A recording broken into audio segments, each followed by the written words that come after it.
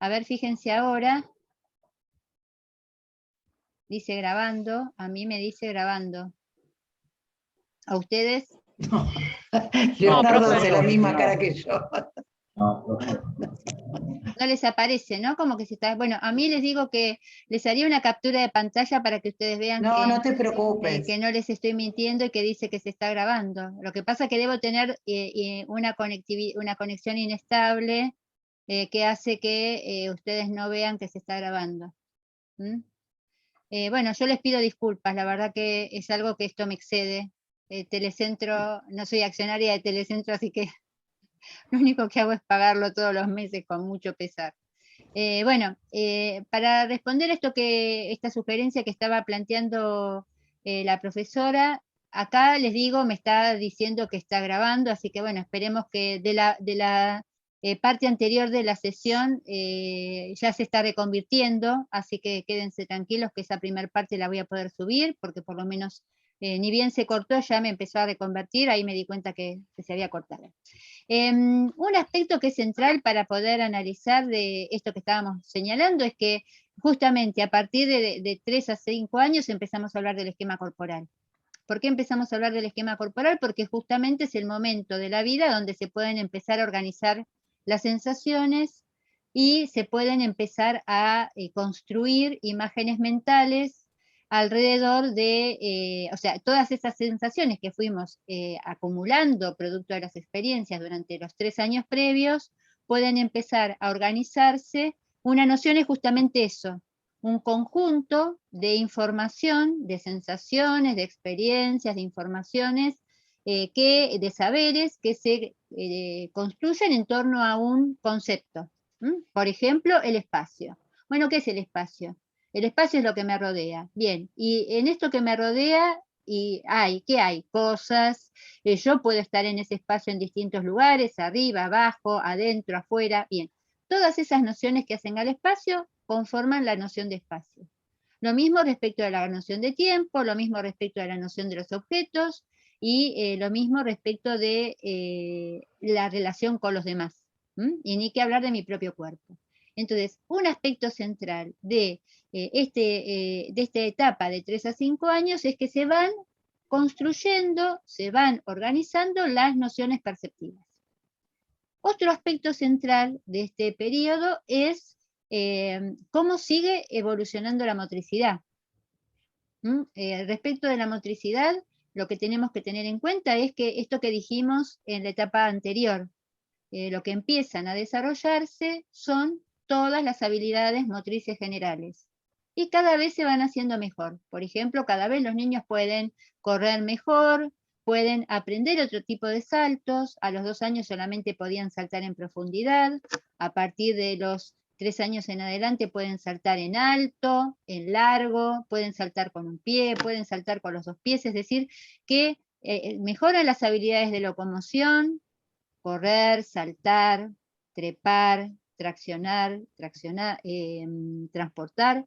También mejoran las habilidades manipulativas, no solamente lanzar, sino también recibir, que es una habilidad que es muy compleja porque requiere mucho ajuste perceptivo motor, y también las habilidades posturales. Entonces, esta es la etapa donde se aprenden y mejoran todas las habilidades motrices generales.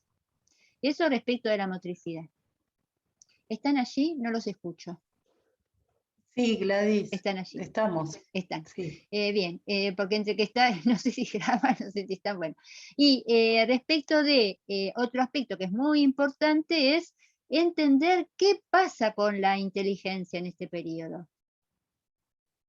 Nosotros dijimos en el periodo anterior que el periodo de 0 a 3 años era un periodo muy particular porque en ese momento comenzaba a construirse la inteligencia.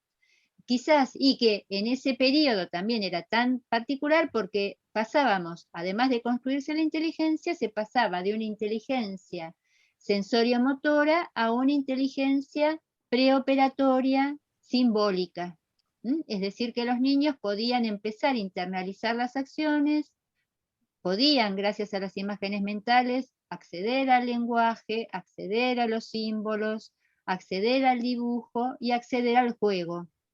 Y que todas estas formas de manifestación de la función simbólica, de la inteligencia simbólica, es lo que progresivamente los va convirtiendo cada vez más en, les va dando a esos seres en formación la posibilidad de inmersión en la cultura, en el lenguaje, en las relaciones con otros.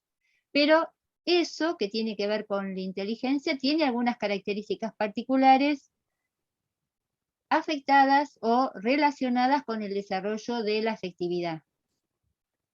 ¿Qué pasa con la afectividad en este periodo? Algo que se da como consecuencia de lo que pasó o de lo que digamos, se generó gracias a esta posibilidad de diferenciarse del mundo que lo rodea, de poder empezar a reconocerse como sí mismo y poder ir construyendo esta instancia del psiquismo que es el yo. ¿Mm? Por eso es que sobre el final del periodo anterior y propio, sobre todo del inicio de este periodo, hay una palabra característica que usan los nenes para definir en qué momento de su afectividad están. Egocéntrico. Está en el egocentrismo. ¿Y cuál es la palabra clave, Camila? Mío. Sí, Mío. Edwin, sí, mío, yo, mío y yo. Esa es la palabra, mío, todo es mío. ¿Y qué representa ese mío? El egocentrismo. Sí. El egocéntrico. ¿Y qué quiere decir egocentrismo? A ver, cuéntenos un poquito cómo lo entendieron ustedes, así no hablamos nosotros. Que quiere decir que es de él mismo y no puede compartir con los otros. O sea, que él mismo tiene bueno, no puede compartir con los otros. No puede compartir. Bien. Todo es para él. Todo es para él. A ver, analicemos la palabra egocentrismo. Claro, porque en realidad ni siquiera piensa en compartir porque no tiene la noción de que hay un otro, es todo yo. Claro. Entonces ni siquiera hay un otro como para que piense en la posibilidad de compartir y decidir no hacerlo, directamente no lo hace, no existe en la cabeza de los niños. ¿No sería que se centran solo en él? Bien, esa es la Claro. definición. El centro es en él. El Esa centro es en él, el egocentrismo significa eso, centrado en el yo, ego es sinónimo de yo, y la explicación del por qué la está dando Leonardo, ¿sí? Por eso dice todo mío. No es tanto el trabajo de comprender, interpretar el propio cuerpo, el propio yo, y construirlo, que es difícil, o no tiene recursos, no es difícil, es imposible, percibir, conectarse con los otros, entender que tiene que haber una relación. No es que desconoce que hay otros, pero la preocupación principal está focalizada en el sí mismo, digamos, en el yo. En todo esto que estaba explicando la profesora, en cómo se percibe el cuerpo, cómo se utilizan las herramientas o los objetos, y cómo se comprende las otras categorías o las otras nociones, tiempo y espacio, ¿no? Y fíjense que este es un momento evolutivo muy importante y necesario, porque precisamente ese afianzamiento del ego que señalás, Agustín, ¿no? Y de esto que estuvo explicando Ceci, de la necesidad de focalizar toda la energía en sí mismo, tiene que ver con justamente el resultado de poder diferenciarse de lo que lo rodea. Y que es un momento evolutivo necesario, pero que también es un momento evolutivo que hay que acompañar, y donde el accionar de quienes lo acompañan y los crían va a ser facilitador u obstaculizador de la superación de este momento. Ese momento evolutivo es necesario, es psicológicamente esperable, ¿sí? No es ninguna patología que alguien sea egocéntrico, todo lo contrario, es lo que se necesita en ese momento. Lo importante Escúchame, Gladys, sí. Y algo más, no es que es egoísta. El egoísmo es como una característica de personalidad de los que ya somos más grandes, ¿sí? Pero en ese momento no es que lo hace porque el egoísmo implica un acto volitivo, ¿cómo se llama? De la voluntad. Es decir, yo quiero todo para mí, no quiero que los demás, esto que es mío no es para los demás. En este caso, no tiene recursos para tomar esa decisión.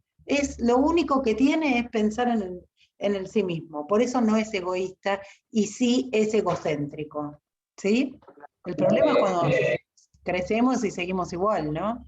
Ahí está bueno que haya hecho esa aclaración, profe, porque estaba pensando exactamente algo parecido, porque Ujú. la palabra, cuando dice egocentrismo, que se está centrando en él, ya me parecía a mí que difería del egoísmo. Está bueno que haya hecho esa aclaración, así me despejó esa duda ya. Y Muy vos sabés, bien. Edwin, que es tan importante este momento, ¿no? Como necesidad de construcción de esa instancia psíquica que es el yo, ese yo que es el que te va a permitir interactuar con los otros, por eso es tan necesario que se pueda afianzar y reconocerse como sí, y hacerse valer, digamos, ¿no? Esa necesidad de afianzamiento. ¿Y qué hacen los adultos que lo rodean? ¿No? Porque justamente la necesidad es que ese sujeto que se está afianzando al mismo tiempo pueda relacionarse con otros. Entonces, ¿qué hacemos los adultos? Ahí es donde aparece un concepto clave en la evolución de la afectividad, que es cómo uno, de la afectividad y en este pasaje del uno al todos, que es la evolución de la moral. ¿Mm? ¿Qué es la moral? Es el conjunto de normas que rigen nuestra convivencia, es decir, los permisos y las prohibiciones. Nadie nace con permisos ni con prohibiciones porque los permisos y las prohibiciones son propias de los grupos humanos en los cuales uno vive. Es más, son tan propias que son las primeras normas que uno aprende son las de la casa. Y uno se sorprende dándose cuenta de qué es lo que me permiten a mí en mi casa y qué es lo que no le permiten a otro en otra casa, ¿no? Entonces, justamente las normas aparecen para que ese sujeto que está centrado en él progresivamente puede empezar a interactuar con los que los rodean. Y los encargados de establecer esas normas somos quienes compartimos con ese sujeto egocéntrico su crianza. Es decir, en general los adultos. Los adultos, inclusive a veces los hermanos más grandes, ¿no? El hermanito más grande también es el que le dice el no. Y el medio para contar... Sí, por Dale. favor. No, lo que iba a decir es que entre esos adultos pueden encontrarse ustedes, ¿sí? Ustedes no como padres o hermanos, sino como profesionales, trabajando con esos niños y niñas y siendo quienes les transmiten las normas de convivencia, que a veces se van a contraponer con las que ellos mismos traen de su casa. Profe, Sí, esta, esta barrera sabemos la barrera del ego, ¿sería lo que desde el psicoanálisis se entiende como el super yo? Yo escuché la mitad de lo que sí, yo dijiste. también. Que él, Ahí va. Sí, Leonardo, complétalo, por favor. Esta barrera del ego a la que nos referimos, ¿sería lo que desde el psicoanálisis se entiende por el super yo? Ay, sí, lindo baile. Sí. Sí, No, explícale, sí, explica. Exactamente va a ser el rudimento que va a dar por consecuencia esa otra instancia psíquica para el psicoanálisis. El superyo es como el reservorio de la conciencia moral en parte. Una parte es la conciencia moral, ¿sí? Entonces tiene otras componentes, pero esa es cuando ese niño se apropia de esas normas, ¿sí? Constituye esa instancia. Ujú. Ya no te necesita el adulto, pero falta. Hasta ahora, en este periodo, necesita que estos adultos que nombra la profe, los adultos son aquellos que son más grandes, un hermano, o los padres, o los maestros, les pongan las prohibiciones y los permisos. Yo siempre Oh, cuento, sí, perdón. no, nada, era una anécdota nada más, que un poco de esta idea de egocentrismo en los niños se veía, me muevo un poco más en el periodo de los 3 años, pero cuando hacía las prácticas docentes en jardín de infantes se veía que niños de 3 y 4 años, en el juego, que también lo menciona en el texto, no hay posibilidad de poner muchas reglas porque el juego es masivo y no es diferenciado. Los niños desde la fantasía juegan, ellos pueden jugar con otros, pero no desde la interacción. Tal Juegan de cual. manera masiva, pero separados. Tal cual. Esto que está diciendo Leonardo, lo mencionamos y lo retomamos, es lo que se llama el juego de organización simple. Y algo que dijo Leonardo, que yo quería traer como anécdota, es también en una instancia que Leonardo mencionó, que es el jardín. Yo siempre comento que mi hijo más grande, 3 años, va al jardín. El primer día que vuelve, todavía no había cumplido los 3 años, los cumplió a mitad de año, tenía 2 años y medio, va al jardín el primer día, y yo le digo, ¿qué te enseñó la señorita Graciela? Y él dice, no se sube arriba de la silla, no se pega y no se rompe los chiches. ¿Qué aprendió? En el primer día del jardín aprendió 3 no. Es decir, aprendió 3 normas esenciales de convivencia, ¿sí? No se sube que son justamente, claro, Sí, que sí. son las prohibiciones, el no es la prohibición. No, Pues esos 3 no que le Relación. dice, bueno, en este lugar tienen que hacer estas cosas. entonces, No, tal cual, esto que dice Leonardo que hace, y fíjate, Edwin, que vos decías, bueno, ¿qué hace un adulto? Ya lo habíamos mencionado en la clase pasada, porque esto en realidad empieza desde que está sentado en la sillita de comer y empieza a explorar, ¿sí? Y uno que le dice no. Todavía ese yo está en gestación. Pero a partir del año, cuando empieza a caminar y abre el bajo mesada y se quiere tomar la lavandina, tiene que seguir firme el no. Y a lo largo de todo este periodo, que vamos a ver que esto que planteaba, que la pregunta que le hace Leonardo a Cecilia, es cómo se va constituyendo esta instancia psíquica que es el superyo. En realidad, lo que vamos a ver es que desde que se nace y que se empieza a tener un primer registro de separarse del mundo que lo rodea, tener conductas voluntarias, lo que van haciendo los que nos rodean es marcarnos qué podemos y qué no podemos hacer. Y que en ese momento, todo ese periodo, es lo que se conoce como la heteronomía. Porque no respeta las normas. ¿Cómo, Camila?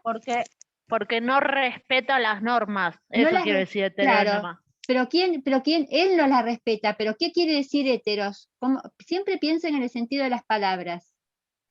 ¿Qué quiere decir heteros, Camila y todos? Normas con el otro, ¿puede ser? Heteros quiere decir otros, Agustín. ¿Sí? Eso quiere. Heteros quiere decir otros. Y nomos, norma. Entonces, heteronomía es justamente todo este periodo, desde que empiezo a tener conductas voluntarias, 4, 5, 6 meses, donde ya me empiezan a decir que no, sobre todo cuando estoy sentado y empiezo a manipular, no toques, no, te lastimás, no, bien, y ni que hablar cuando deambulo, y ni que hablar cuando voy al jardín, porque en ese momento que estoy en la sillita estoy solo en mi casa, pero cuando voy al jardín empiezo a estar con otros. Entonces, justamente, el no es la norma. El no es qué se puede y qué no se puede. Lo que te dicen que no es lo que no se puede y que es necesario para que convivas. Es el único límite. ¿Puedo agregar algo? Sí, por favor. Sí. Que ese niño o esa niña no sabe por qué le dicen que no. Porque si fuera por él lo haría. Lo único que sabe es que el no indica que esa persona que él respeta le está diciendo esto no se puede hacer. ¿Sí? Por eso Camilo, a los 2 años y medio, dijo tan fácil, lo entendió fácil. No importa por qué le dice que no, pero la señorita le dijo no subirse al banquito, no romper los chiches, y el tercero no me acuerdo cuál No era. pegar, ¿Sí? no pegar. No pegar. Entonces, ese era fácil, es fácil, no importa por qué. Es porque se lo dice otro. Es la señorita, es la mamá, es el papá. Por eso es heteronomía. Falta un poco para que sepa por sí mismo que eso no lo va a hacer. Y si lo logra comprender, se apropió de esas normas de convivencia. Algunos no las apropian nunca, pero la idea es que se las haga propias, pero todavía no lo puede hacer eso. Cuando digo, y algo más que quiero decir, cuando digo que las haga propias, ustedes van por la calle y los insultan y se enojan muchísimo y dicen, no me voy a pegar porque... No, si vos haces eso es que no entendiste la norma a los 2 años y medio. La de no pegar no te la apropiaste. ¿Sí? Ahora, si vos decís, por más enojado que estés, decís, me voy a mi casa y me olvido de este problema, o trato de resolverlo por otros medios, es que te apropias, ya es tuya, no necesitas que venga el señor del jardín a decirte no pegar, ¿sí? Ya es tuyo. Y algo que esto que está planteando Ceci y que se relaciona con lo que plantea Leonardo, fíjense que es lo que vamos a ver que va a ser posible a partir del periodo que viene, a partir de los 6 años en adelante, y que no es solamente afectivo, es también intelectual. Porque en este momento, de 3 a 5, lo que nos damos cuenta es que hay un desarrollo en paralelo entre la inteligencia y la afectividad. Un niño que es egocéntrico también tiene una mirada del mundo egocéntrica y se le explica desde su yo. Entonces el chico lo que hace es deformar la realidad y se dan todas estas formas de interpretación de la realidad que son propias de un pensamiento egocéntrico. Por ejemplo, si ve llover, dice las nubes están tristes y lloran. O si se va el sol, dice el sol se fue a dormir. Así, hay una serie de características propias del pensamiento egocéntrico que hacen que el niño deforme la realidad y la asimile a las conductas humanas. Eso es lo que se conoce como animismo. Y también otra forma de explicación que ustedes la tienen en el texto, que es el artificialismo, pensar que las cosas funcionan de manera que todo, inclusive los fenómenos de la naturaleza, son artificiales. O esto que hace un nene que pasa por al lado de una silla o se golpea con la puerta, va y le pega a la puerta, mal a la puerta, me pegó, ¿no? Dota de vida a los objetos inanimados. Esas características que tienen los niños es una deformación de la percepción y de la comprensión que tiene del mundo propia del pensamiento egocéntrico. En cambio, lo que vamos a ver a partir de los 6 años en adelante es que gracias a la mielinización de nuestro cerebro y a la posibilidad de evolución de nuestra inteligencia, los niños progresivamente van a ir descentrándose y esto también les va a permitir a su pensamiento operar. Piensen que en este momento estamos en un pensamiento de 3 a 5, en un pensamiento preoperatorio. ¿Por qué preoperatorio? Porque el pensamiento no puede operar, deforma, interpreta desde su propio punto de vista y no puede darse cuenta de cómo la realidad es. Sí, sí. A lo mejor alguno sabe qué quiere decir preoperatorio, de los que está aquí. ¿Lo saben? Que el preoperatorio quiere decir que él va a ir operando a medida que va teniendo ciertas edades. Antes de... No saben. Pueden decir que no lo saben. Bueno, pero no se refiere antes de empezar a operar por sí solo. Está Sí, bien, está sí, bien, está bien. está bien. Es lógico, lo que dice Edwin es lógico. Pero está bien, es un primer acercamiento a ese concepto, ¿sí? Hay que ver de qué operaciones habla. Yo lo que poco que recuerdo de los estadios operatorios de Piaget era que tiene que ver con la evolución del conocimiento en el bebé y el niño, y parte de eso se ve justamente por la evolución de las variables lógicas que pueden manejar, como por ejemplo, no me acuerdo el nombre de la prueba, pero... Por ejemplo, damos un ejemplo. De cantidades variables que puede manejar un bebé. Un niño, por ejemplo, puede acumular cosas, no las puede serializar o clasificar. Maneja solamente esa variable de acumulación. Después, a los 5 o 6 años, puede hacer una operación simple de ordenarlas por tamaño o por formas similares. Pero después otros procesos se van complejizando con la medida del tiempo. Y para hacer ese ordenamiento que decís vos, Leonardo, se requiere de ciertas categorías o la construcción de ciertas categorías que le da lugar a ese desarrollo de la inteligencia, ¿sí? Esto la abstracción que se logra cercano a los 10 años, o un poco menos, no recuerdo bien los tiempos. Todavía más, de los 11 en adelante. Bueno, esto que está explicando Leonardo, en la clase que abrí hoy, tienen un montón de videos para verlos, ¿sí? En esta clase justamente, que se abrió a partir de hoy, que desde los 6 años en adelante, van a ver que tienen todo el diagnóstico operatorio, es decir, cómo los psicólogos y quienes quieren ver cómo piensa un niño, toman pruebas para ver en qué etapa, si su pensamiento está con esta característica que plantea Leonardo, que es justamente empezar a operar, y a partir de determinadas pruebas que se les hacen hacer a los chicos pueden demostrarnos si alcanzaron o no esa capacidad de su pensamiento. Entonces, para ir completando, cerrando y pudiendo plantear esto que dijo Ceci, y antes de que por las dudas no nos quede ningún concepto central por analizar. Dijimos, desde lo perceptivo, la posibilidad de empezar a construir la noción de esquema corporal. A mí me gustaría, para que esto quede claro, ¿sí? A ver si la tengo acá, la comparto rápido. Se está viendo, ¿no es cierto?, la diapositiva. Sí, sí, Bien. se está abriendo. Se está viendo, bueno. ¿Ahora? ¿Se abrió? No, yo te aviso. Bueno, No, profe. mientras tanto, ahí hablo. Entonces, lo que tenemos que ver, bien, Ya está. lo que tenemos que ver, además de este concepto fundamental de qué es el esquema corporal, esta posibilidad de organizar mentalmente todo ese conjunto de nociones que no se completa en este momento. En este momento es el punto de partida para organizar las sensaciones.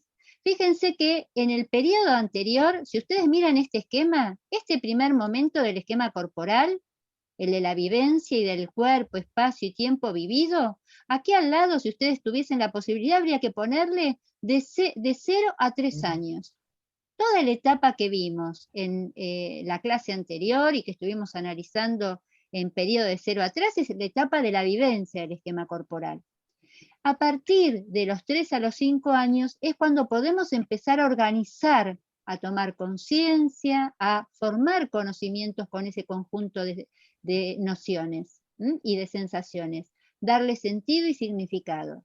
Y vamos a ver que la próxima etapa de 6 a 8 años en adelante, lo que los niños van a poder hacer es empezar a construir representaciones genuinas, ¿sí? Poder empezar a dibujarse con todas las partes del cuerpo, no solamente hacer un monigote con palos que sean los brazos y las piernas y puntos negros en la cabeza que sean los ojos. Es decir, que pueda empezar a ver una real imagen mental de mi propio cuerpo.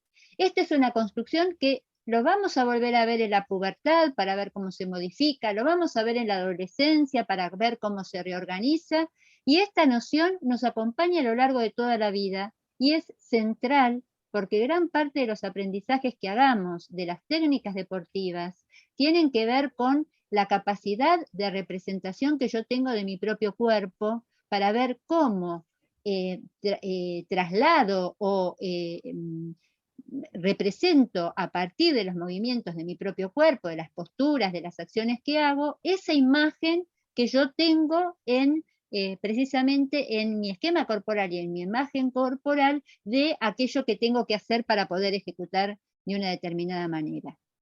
Entonces, este es un concepto central. En este periodo se empiezan a organizar las nociones perceptivas para empezar a construir el esquema corporal y estamos en la etapa de la percepción. Cuerpo, espacio y tiempo percibido, noción fundamental.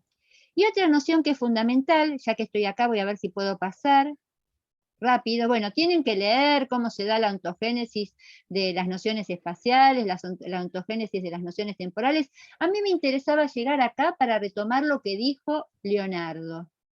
Y que también en esta periodo de 0 a 3 años tienen un montón de videos para ver cómo juegan los niños.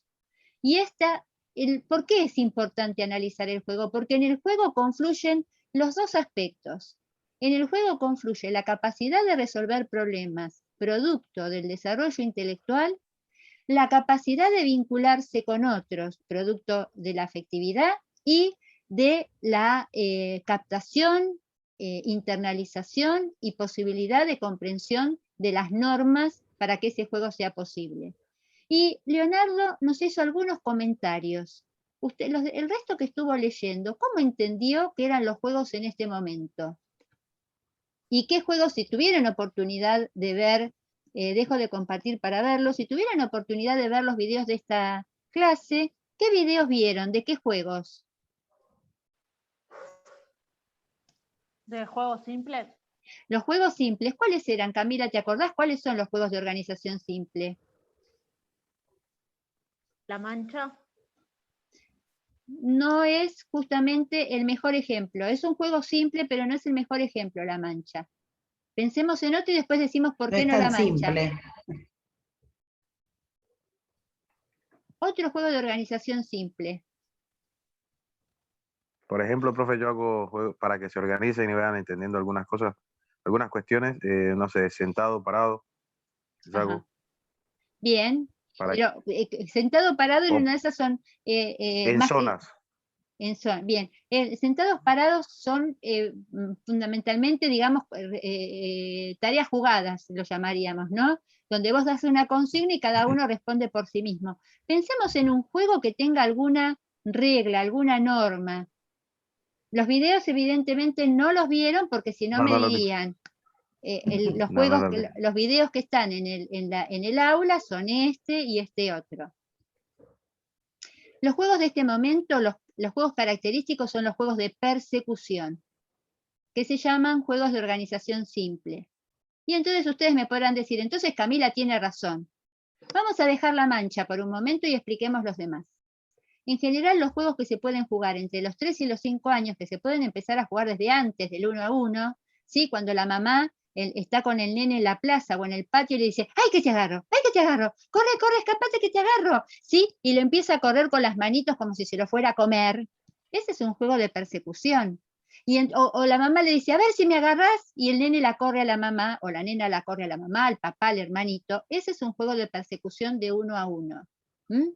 Donde ahí lo fundamental es entender la regla, la norma, que es no dejarse agarrar. Ese juego que se puede jugar de 1 a 1, se puede jugar de 1 con muchos. Y es el juego típico de las primeras formas de organización de juegos que se puede dar en el jardín o se puede dar en el club, que son el oso dormilón, el jefe indio, le pueden poner el nombre que ustedes quieran.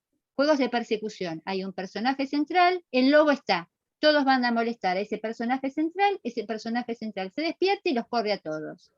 ¿Por qué decimos que es un juego? Porque hay un problema. El problema es no dejarse atrapar por el personaje central.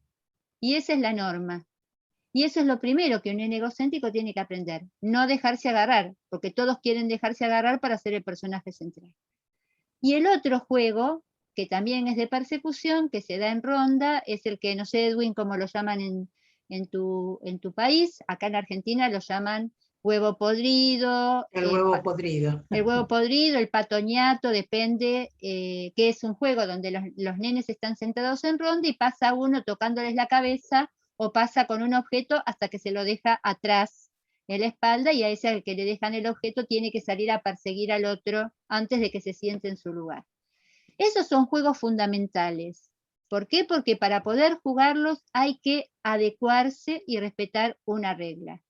Si ustedes miran en los videos van a ver que inclusive hay nenes egocéntricos que no respetan, ¿no? Se está jugando a huevo podrido, se para, corre por ahí, no entendió la regla. ¿Y por qué decimos que son importantes? Porque nos demuestran si el nene entendió el problema y la capacidad de ajuste, o sea, desde lo intelectual, entendió el problema, no dejarse agarrar, y si sos perseguidor, agarrar a los compañeros, y desde la regla, justamente respetar qué se puede y qué no se puede. Esos son los primeros juegos que los niños aprenden a jugar y como dijo Leonardo, son juegos que se juegan en paralelo. Los nenes no juegan entre sí, a lo sumo juega 1 contra 1. Y la diferencia con lo que plantea Camila, ¿por qué no la mancha? ¿Por qué no los chicos de 3 a 5 años no pueden jugar a la mancha? No pueden jugar a la mancha porque para jugar a la mancha hay que tener reversibilidad de pensamiento. Y eso no se logra hasta después de los 6 años en adelante. ¿Qué quiere decir esto? Que yo soy la mancha, corro, la toco a Camila, y a partir de que la toco, Camila se convierte en mancha y tiene que salir a correr a otro. Y si tenemos entre 3 y 5 años y estamos parados corriendo todos juntos, nadie tiene la menor idea de quién es la mancha ni de lo que tiene que hacer. Entonces, la mancha, sí. No, y habría que agregar que la reversibilidad es una de las operaciones, es una de los elementos que constituyen las operaciones mentales, ¿sí? Y eso, como ya dijimos antes, no se va a lograr, pero estamos en preoperatorio. No puede, un nene no Ya que puede. reversibilidad no hay, Claro, si es no pre, puede. no hay. Tal cual, yo no la puedo tocar a Ceci y salir corriendo y salir corriendo para otro lado, no. Una cosa distinta es que haya una organización. Todos corremos a llamar al oso, sabemos quién es el oso, de quién nos tenemos que escapar, todos corremos escapándonos del oso, y entonces hay un oso y corremos en este sentido, ¿sí? Y siempre tenemos bien en claro quién es el oso. En cambio, en la mancha es tan dinámica que nadie sabe quién es la mancha. Eso requiere una capacidad de percepción y de organización que los de 3 a 5 no tienen. Bien, y como último, me parece que ya hablamos de la motricidad, hablamos de la afectividad, hablamos de la inteligencia, hablamos de la percepción. Tenemos que decir qué pasa con el crecimiento, hablamos de las habilidades, dijimos que es la etapa del aprendizaje de todas las y del perfeccionamiento de todas las habilidades, y nos falta hablar del crecimiento y la maduración. ¿Qué pasa con el crecimiento y qué pasa con la maduración? ¿Qué recuerdan si leyeron? Que veo que es poquito lo que leyeron. Discúlpeme si alguno leyó mucho y no lo estamos respetando su saber. ¿Qué pasa en este periodo? ¿Es un periodo de pico de crecimiento? ¿Puedo hablar, profe? Sí, Sí, Camila. claro. El factor de crecimiento de 3 a 5 es regular. Muy y bien. En maduración aparición de la subcorteza general. Bien, vamos a tomar estos dos conceptos que planteó Camila. Muy bien, Camila, hay un crecimiento regular. Entre 3 y 5 años se crece como mucho 8 centímetros por año, pero no hay pico. Acuérdense que el pico fue previo a los 3 y que va a volver a haber pico en la pubertad. Entre los 2 años hasta los 10, 11 años, de acuerdo si soy mujer o varón, no hay pico, hay regularidad. Y en cuanto a la maduración, que dijo Camila, ¿quién completa la mielinización alrededor de los 5 años, Camila, que vos lo nombraste recién? La subcorteza. La subcorteza. Entonces, si ustedes recuerdan lo que hablamos hace 2 clases atrás, cuando hablamos de maduración, dijimos, recuerden que la subcorteza es el área del cerebro que domina la posibilidad de aprendizaje de las habilidades filogenéticas. Por eso es tan importante que los niños durante esta etapa puedan aprender a dominar su propio cuerpo.